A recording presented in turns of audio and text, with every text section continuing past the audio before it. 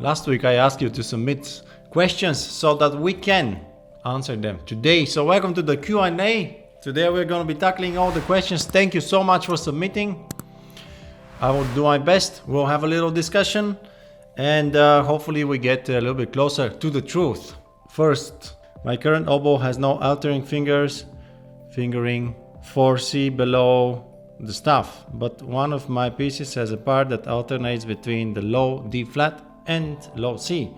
Then low D flat is consecutive 8 notes. Any tips for smoother transition without cracking the notes? Wow, you know what? You caught me by surprise with this one, because to be honest, you probably you mean the banana key. Let's explore that. It's here. It's called the banana key because it looks like a banana. But I was thinking about this these days, and to be honest, I don't know if I ever used it. You would use it for a trio, and to be very honest with you, I don't think it's actually could be used for anything but for trios, because it's very difficult to reach.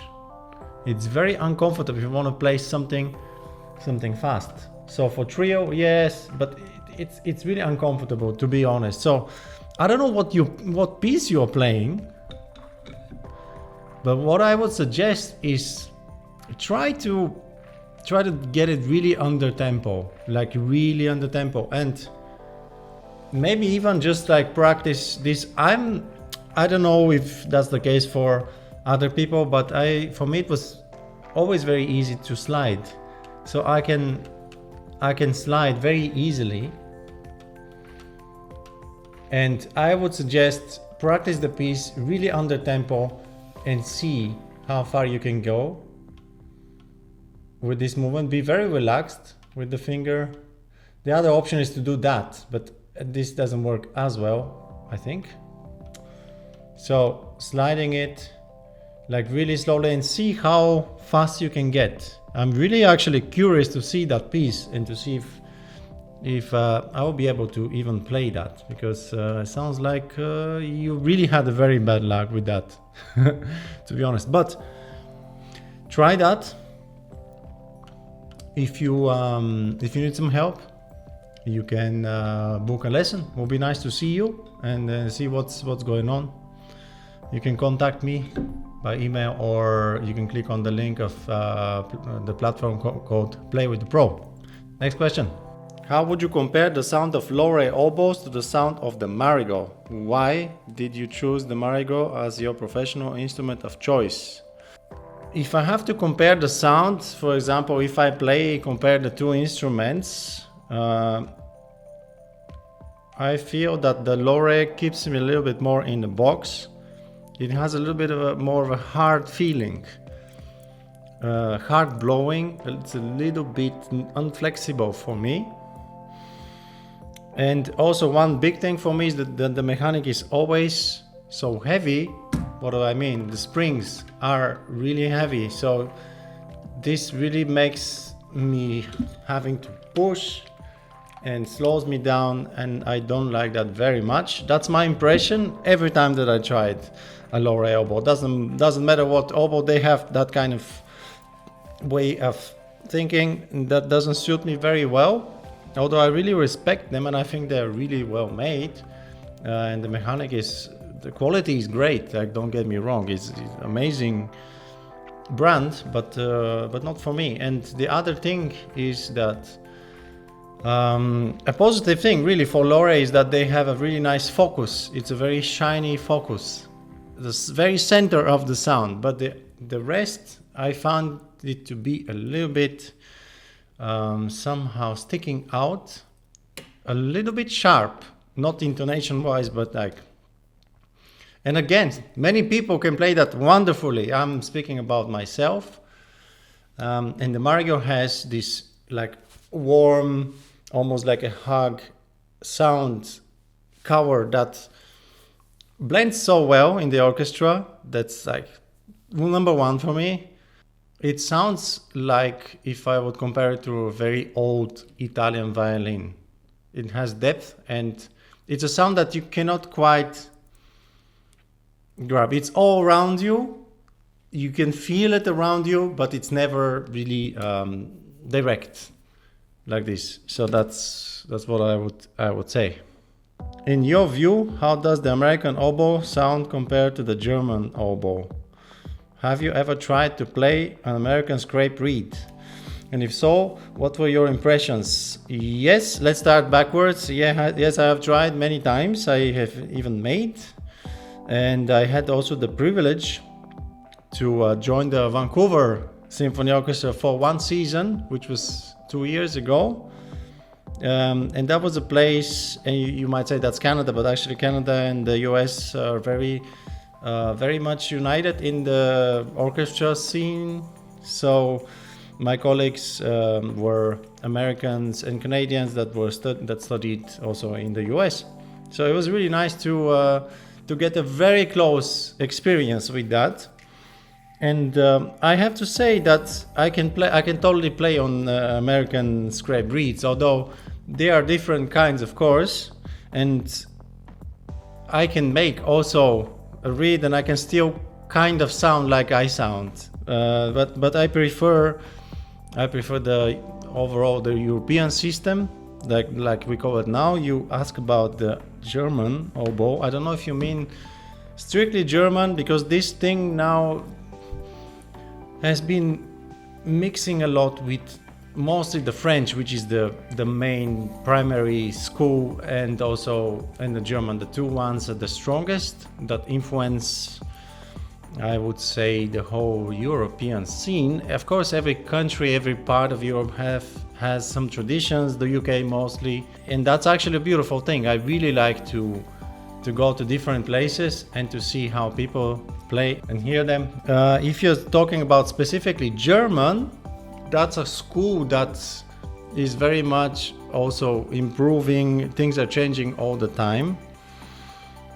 So I really like, let's say, for orchestral sound, I really like, I would say, the German the most. But having said that, oboists in German orchestras have a very rich background of studying. Like many of the really good German oboists, they also studied a little bit in Paris. And many of the very good French oboists that came to Germany, they have also taken a lot from the German school. So it's a really beautiful mix. And in America is quite different in a sense that there's almost like a really big separation, which, to be honest, I don't like so much. That's why I really enjoyed my experience in Vancouver, because in a way it proved that it can work. At least from my side, I thought that it works very well, and I always got positive comments, especially from the audience and people who actually don't really care about these things. And in my opinion, sometimes I feel that we oboists are so much into the sound, how dark it is, how bright it is, whatever reads. People don't really care about this. And I personally also don't really care about this so much, about how dark is the sound and things like that. I don't care. I care about making music and then making the audience happy. That's my first. And I think that if I even make long scrape reeds, I will still make them in a way that I can play on them the way I would like to play on them. So yes, and the one thing, I guess the biggest thing I don't like is that the durability. They don't last long. They last a day or two. I really don't like this. So you have to make so many. And also the stability thing, like, because in the principle of how they are made, you're scraping so much from actually the most important part of the reed is where the bark is. The closer you get to the bark, the harder it is. And the more you are actually digging in, you're going into a softer and softer part of the cane. That's why they also don't last so much, and you're losing a lot of the stability. And I know that the gouge compensates for that, because the way we do it in Europe, we gouge differently. We actually scrape more from the other side, which in principle, this is better.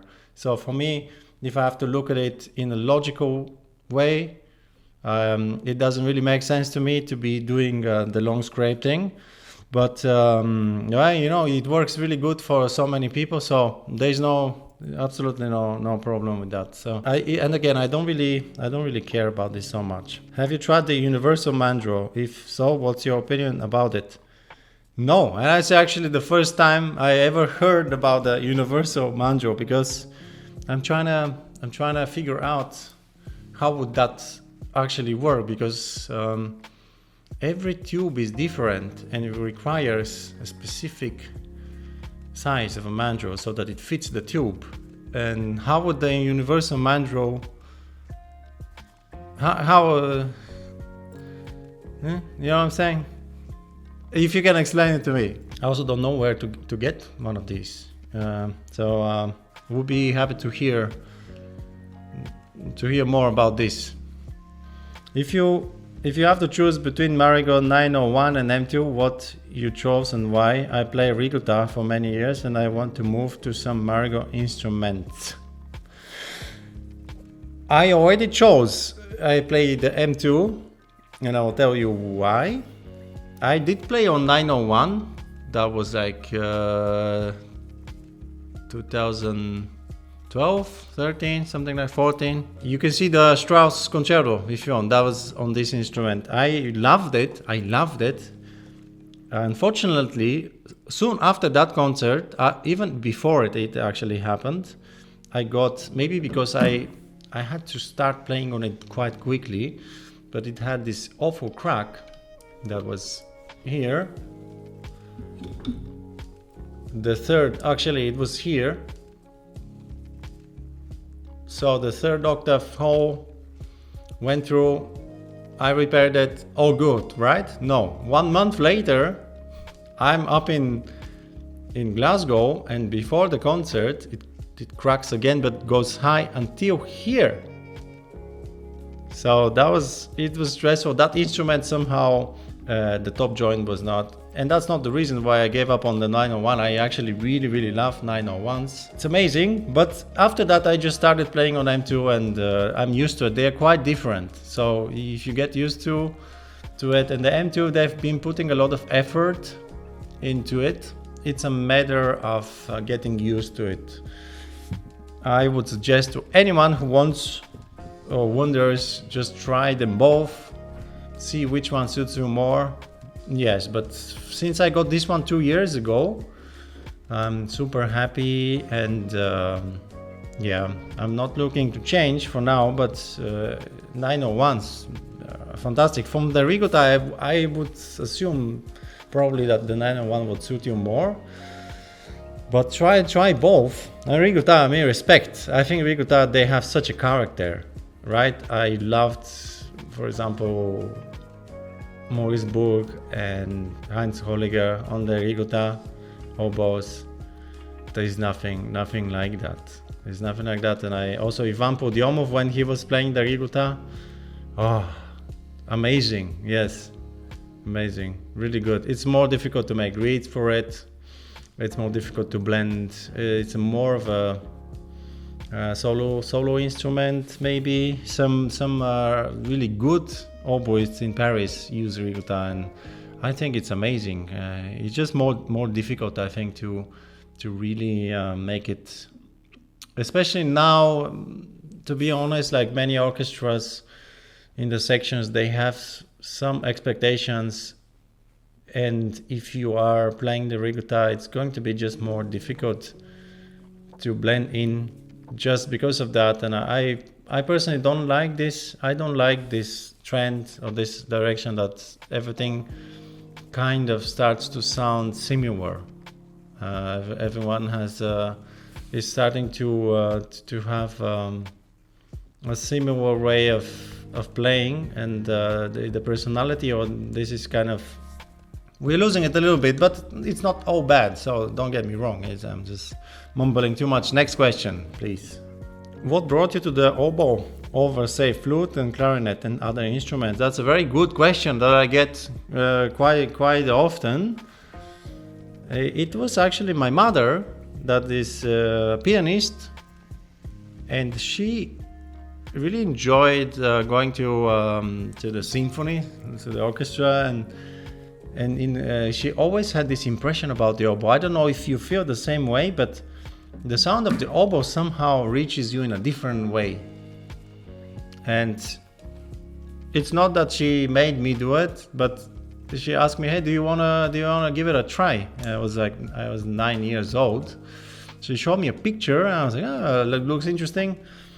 And then I was lucky enough to meet like the best teacher ever, and he told us, this is very difficult. You have to make reeds and so on and so forth. But I started, and I really liked it. It was something very, very unique and special that I was doing. And I thought to myself, if I can only play that Star Wars theme, I would be the happiest. And after that, I started getting very appreciated because the oboists, there are not many oboists. And I was listening also to my teacher and like the older students in the class, and I thought, wow, this sounds so good. I want to sound like that. And of course I did not at the time. And it gave me this motivation somehow and determination, because it's so difficult. I really want to achieve it. That was at the time, and I'm very happy. I always thought, what else could I play? But from the other woodwinds, I don't think that anything else is, for me personally, interesting. Of course, I really love the other instruments. I love playing with them together. But I would not trade my oboe for other instrument. All right, next one. I would like to develop my staccato. My tongue is lazy and use a lot of double tonguing, but I would like to have a faster staccato. So how can I use the tongue to have a faster and cleaner staccato? And also a video concerning the embouchure would be interesting. Greetings from Italy. Ciao. Ciao. Mauro? I hope. Oh, thank you so much. You know what? You're not alone. I have the same situation with the staccato, because what happens is that once you master the double tonguing, it is so easy to use it all the time, and we neglect the single tonguing. The single tonguing needs more work. The tongue basically it works like any other muscle.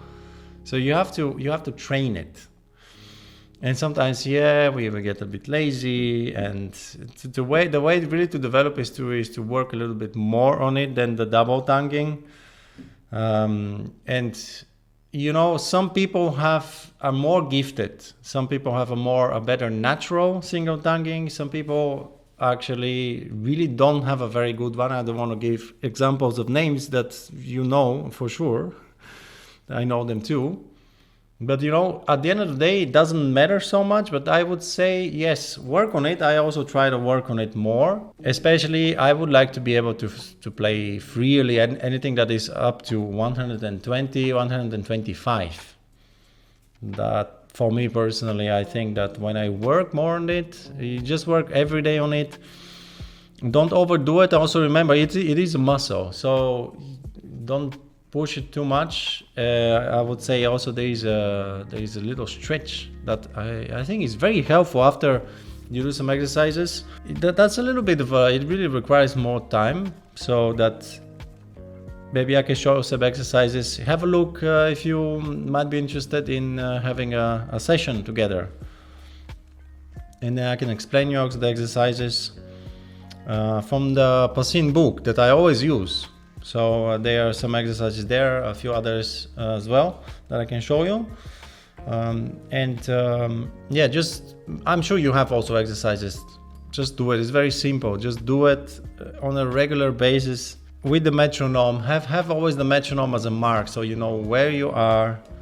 And then if you do it, I promise you, if you do it every day and you change a little bit the metronome and do it a little bit faster, it will be good. The stretching, I prefer not to show it in front of the camera. It looks like you really like taking your tongue out as much as you can, so that it can stretch, and that really helps really approach it like it is a muscle. It's what it is, but you know, this is such a common thing, and I always recommend to everyone who starts to do double tonguing, don't neglect your single tonguing.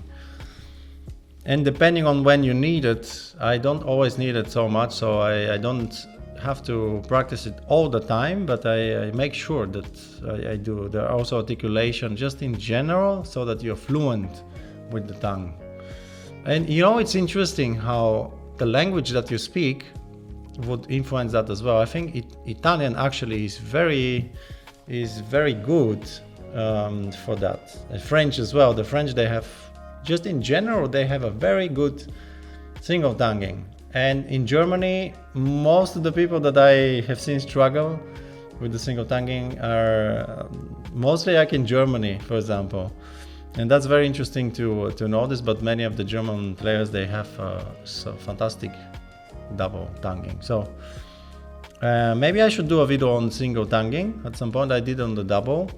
Well, that would be because it's a little bit more boring, right? But it actually, no, I would say that single tonguing is more important, not only the speed, but because it's also your basic way of articulating. Even in slower tempo, it's very important to have it under control and to have it very refined, so you can control the way you start notes, you can control all that, and you can also not disturb the legato. A very good legato and a very good air control is actually the base of everything.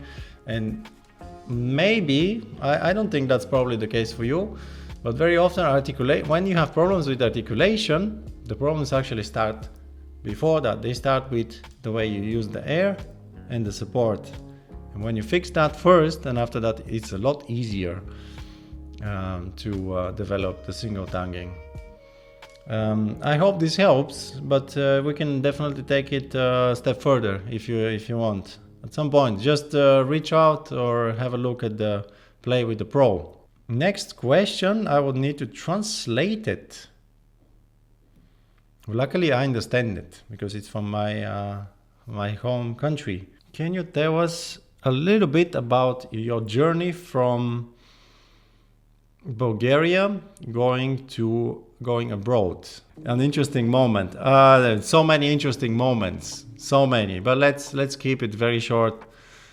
The first place I actually went was Paris. It was my dream because I really admire the French school, and I think the Paris Conservatoire is the highest level you can ever see of oboists. I witnessed some of the people that now are quite well known to be 16, 17 years old there and playing already amazing. That was the first place that I went after spending 1 year in the academy, and it happened all so quickly, and Paris was very overwhelming, and I had to first of all humble myself a little bit and really start to listen what's going on. 2 years after that, I went to Germany, and that was a very different environment. I think that Germany is the hub for musicians.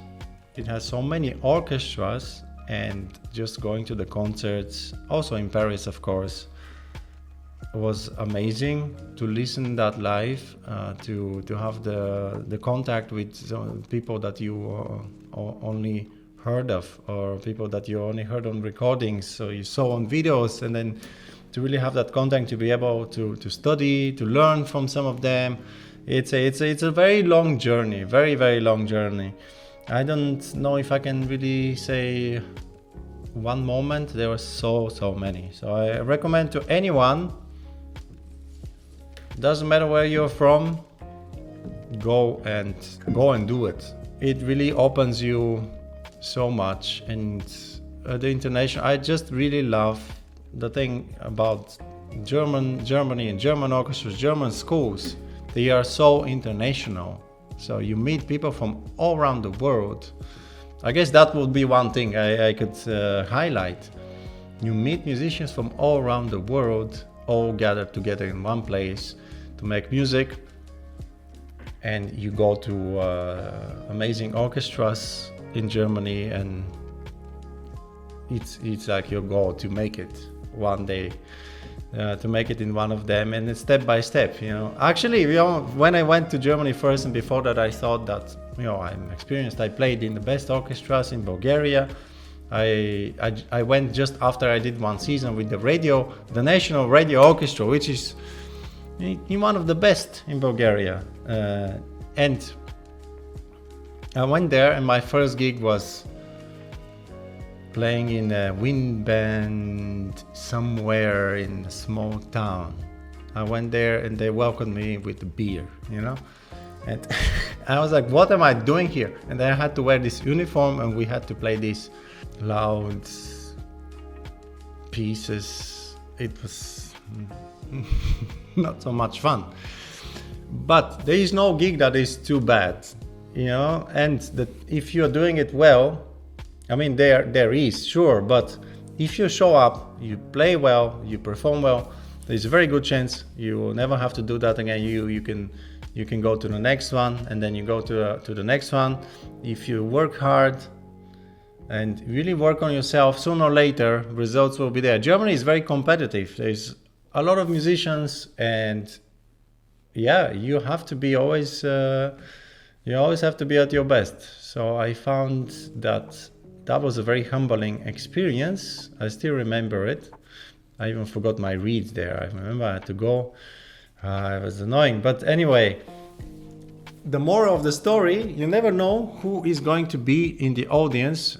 Actually, it was a story. I didn't finish the story. I eventually, years after that, I ended up joining the Stuttgart Opera, which was, it's one of the best orchestras in Germany, and it was a very interesting story how I was still a student, and I was playing with this school orchestra, the university orchestra, and little did I know was the principal oboe from the Stuttgart Opera was there, and he had really good impressions of me. So you know, one thing led to the other. This opened the door for me to go and play there, and if you play well, and that was very humbling as well, because this joining, you know, playing in this amazing orchestra, you have to be a very, how to say, you need to be humble. At the same time, you need to also be confident about what you're doing. You're very well prepared, of course. Anyway, I'm mumbling too much, I think. Let's go. Great that you are back. Wow, thank you. My oboe is Riguta of 44 years. Wow. Must be really cool. How much has changed over the years? Is it worthwhile considering a new one? Second question. Let's answer this one first. How much has it changed? I don't know. It depends. The thing is, actually, if you don't play an instrument for many years, I don't know if you played it or not, and how much you maintained it, because the maintenance is a key. I don't know in what kind of state it is. If you have maintained it well, it's probably nice. Like, if you give it a really nice overhaul, it might be actually worth keeping. I suspect it's not going to be as good as a new one, but you can still keep it. And if you have it's like car, you know, an older car. If you have not kept it in a good state, it's not going to be even working properly. But if you have, it's a very valuable thing to have. So it's really up to you. I don't know how much you played it, and I don't know how much you maintained it. These are the main things. Sometimes actually also instruments that are not played, it's even worse, because they're just sitting around, and with time they just don't work so well. So maybe try to give it a new life, see how it is, try some new ones, see what's better. But if you have this one, I would keep it just to have it, you know, it's probably a really cool instrument, to be very honest. I'm very curious now that you say 44 years. It's a very unique instrument. I'm very sure about that. Do you play English horn? If you do, can you make a video about the first steps with the instrument and playing tips? Okay, yes, I do play English horn. I really love playing English horn. I find that for me it's actually a lot easier than the oboe. I don't play very often because my duties, and from very early age I have specialized myself as a first oboist. So in orchestra I don't need to play it, and I would play it only for fun, let's say, and that's really fun. The one thing I always didn't like is that going from the English horn back to the oboe is quite difficult. From the oboe to the English horn is a pleasure. It's so nice. And why do I prefer it? Why do I say it's easier? It's easier because it's not so small, the reed, it's not so tight, it lets you use more air, and suddenly it's like, wow, that's nice, that's easy, you know? I think many people have that feeling. I'm not sure about you personally, maybe there are some people who don't find it as easy, but I think it's actually, there's not much you have to do actually. Just get an instrument, get a nice reed. There's some, of course, specific things that you need to learn about the difference in how to make a reed. Another thing, reeds last months. Seriously, I mean, it's great. And then you just take the reed, you play. Bob's your uncle, like they say. You know what I'm saying? So there's not. I don't. To be honest, I don't know if I will be making a video anytime soon about this because. But maybe I will, but no, to be honest, not for now. And it's, just have fun. It's so much easier. So if you actually are good on the oboe, that's really my opinion. If you're really good on the oboe, English horn will be even better and easier. And maybe some specialist English horns will say, oh no, you have to play in a different way. Yeah, of course, yes, you really have to do a different kind of vibrato. You have to approach it in a different way, not like the oboe. Yeah, and the differences are, this is more, it's like you do need to have a wider vibrato because if you're doing the same thing, of course, it's not going to be. But you just trust your instincts. If you're good on the oboe, you will be good on the English horn. Spend more time on the English horn, specialize in it. Also get used to that feeling that you're pressing one key and then another note comes out. You have to get very familiar with that. So when you're pressing an A, you don't expect that it will be sounding A, and that's also helpful, that you already have the note in your head and you're not thinking, oh, I'm just going to press this, I'm going to expect whatever comes. So that will be, I guess, one tip I can get. How to manage intonation. Let me save some time. One general thing about oboe playing is that have really, really good air control. With the air, you can control the intonation, you can control basically everything. Articulation, you might say, it's the tongue. No, if you have a really good air control, Luftführung, like they say in German, it's to lead the air. This is the key. If you can lead the air, you would have really good intonation. And don't use the lips at all to control any intonation. Everything happens with the air. Easier said than done, of course, but it takes a lot of practice. If you want to, I see that you have submitted 2 more questions. What's the best embouchure position? Okay, let's tackle that a little bit. There was another embouchure question actually. The embouchure, what's the best? So I can speak about the general principles of it. And then there is a lot of individuality because everyone has a different size of the lips. I don't have big lips, for example. Everyone has a different form in the mouth, the teeth. So this is always going to play a role.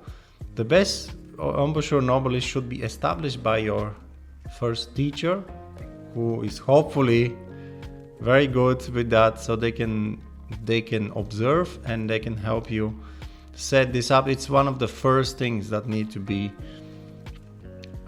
in really good. It needs to be established very well. Let's talk a little bit about what the embouchure does. The embouchure is basically a very soft cushion around the reed. So think of it as an equal. You're really surrounding the reed and making a soft cushion for the reed. Let's see if I can show. Although we rest, you basically equally from both sides. You try to get the lip inside, so no lip should be seen. Basically like this. And the teeth should be against the teeth, not like this, not like this. So imagine this is the lip and the teeth are against each other. We make the reeds exactly the same way, right? On both sides. So we need to allow it to vibrate equally from everywhere. No lip seen, no teeth, no controlling. And although when we start playing, we rest the reed on the down lip, after you start playing,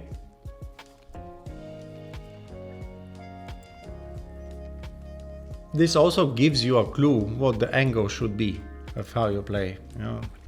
So the way the reed is sitting,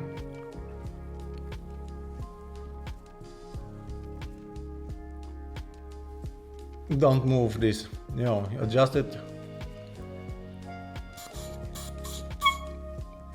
And when you start playing, you don't press up or down, you just let the reed sit and you control everything with the air again, like I said before.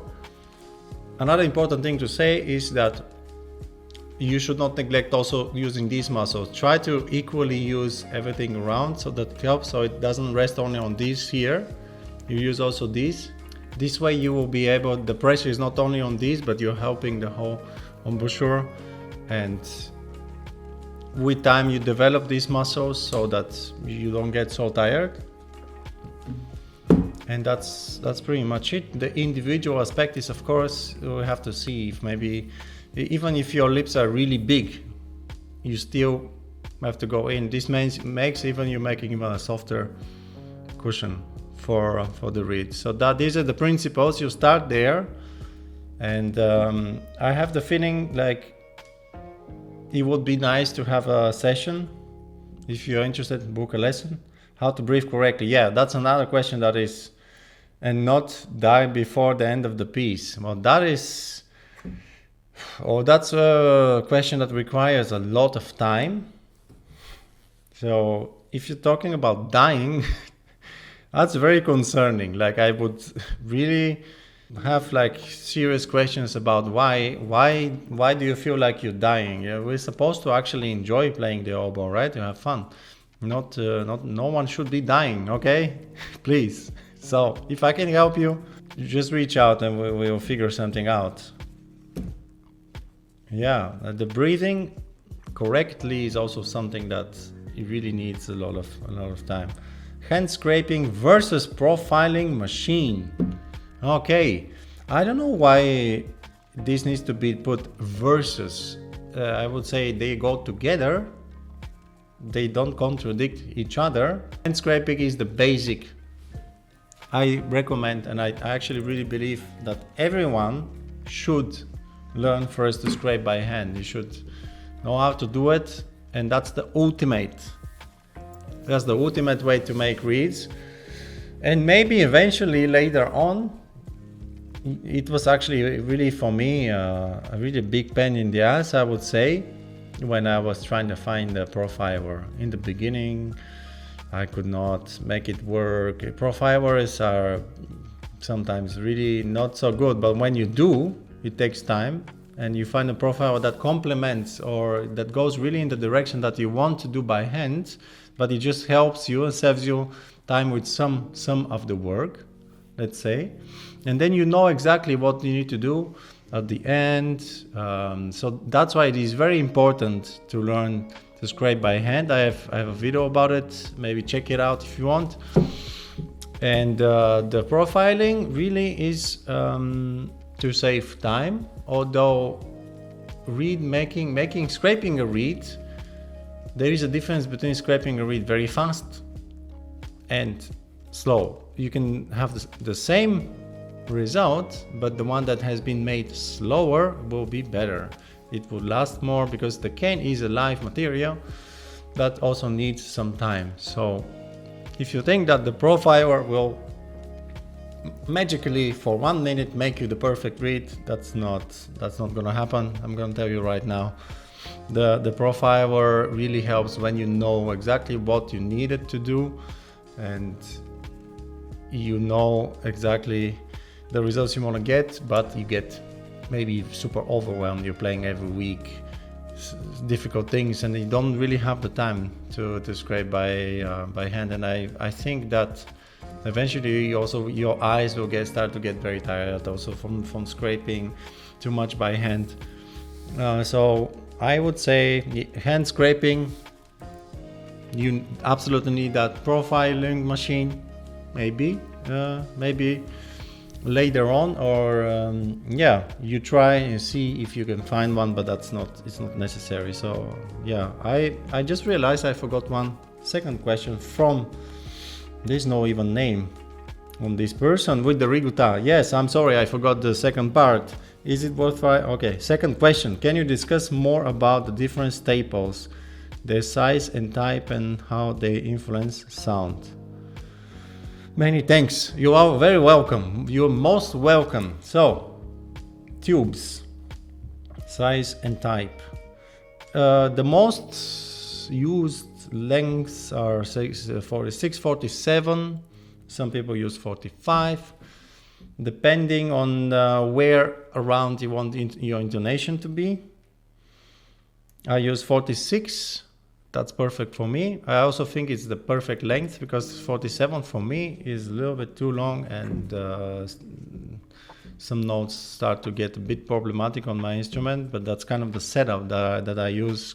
Everything is together. My shape that I use, the gauge, the instrument, the pitch that I need to be. If I have to play a 440, probably I would take 47. But also not necessarily, because the intonation, although I would say the intonation is not the one thing that is changing so much, but the feeling of where the notes are. Some notes are going to be lower, some notes are not going to be lower with the 47. So it's more that feeling that length gives you. Also, let's talk about different sizes. I strongly believe that the makers, the oboe makers, and mostly they are French, the German ones, they also build or make the oboes the French system. So I believe that the staples that are the so-called standard or that they make are the best suitable for them. For the Marigot or the Lore, I would say the Lore tube is the most suitable one. This is the default. Yeah, you can start there, and after that see if you maybe want to go. I suggest always go one step in one direction. For example, if you want the staple to be a bit bigger, wider, what that does is everything, intonation might start to get a bit tricky. In Germany there is a tradition, I would say, that many people play with the Klopfer or Klopfer copy, that are tubes that are a little bit tighter, and they make the sound more compact and more clear somehow, more like if I could compare German system clarinets to French, especially for orchestra. That's really, really good. And I actually, for the 901, I think I used that as well, and I really liked that. but they were also a little bit making the sound a little bit more, so you're missing a little bit of resonance. It's a very personal thing, of course. There's no other way to know than to try. My advice is start with the standard. So right now I'm using a very standard kind of tube that is very similar to the Lore, the Marigo. Marigo now have several variations, but the most standard one that's always been around, the Riguta, is the same. The basic Chiarugi 2, that's the same. That's pretty much really. Also in the places where you can buy tubes, you can see the measurements. So see what's the measurement like down at the tube, what is up, what's the thickness of the material. There is a trend now that many tubes are going thinner and thinner, which it does result a lot. It makes difference. There's also different materials like gold, of course. I've tried some pure gold tubes. I think that if I have the exactly same tubes that I have right now made of gold, that would be great. But the ones that I've tried, I don't know why they also make them so thick. So that's something to consider. But to be honest, for me, the brass is perfect. And yeah, start with, I don't know what instrument you use. You say you use Riguta. So just take a Riguta staple. Find your length first. When you have your length, then after that, I would say, see if there is something that you might want to go with a little bit wider, like this, the Rotan, for example, that is super wide, makes a very powerful sound, very good for third octave actually. So for new music, it's perfect. I'm thinking more from also their orchestral perspective, because you really want to be able to blend and to have a really good even intonation. And the way the instruments are tuned, I've actually witnessed that last time I was in Marigo as well. You have players that are very competent, and most of them they use just the standard tubes that fit. It should fit the bore, and that's important. Some years ago I used the Albert Munich Oboe, and that was quite different because it was tuned in a different way. It needed a lot wider tube because of the bore. The bore is different.